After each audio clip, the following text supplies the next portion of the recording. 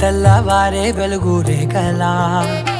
పచ్చ పచ్చ పచ్చి మట్టి బొమ్మలా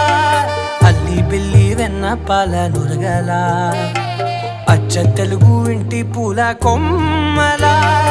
దేవదేవుడే పంపగా ఇలా దేవతే మా ఇంట అడుగే పెట్టెనంట బ్రహ్మ కళ్ళలో కాంతులే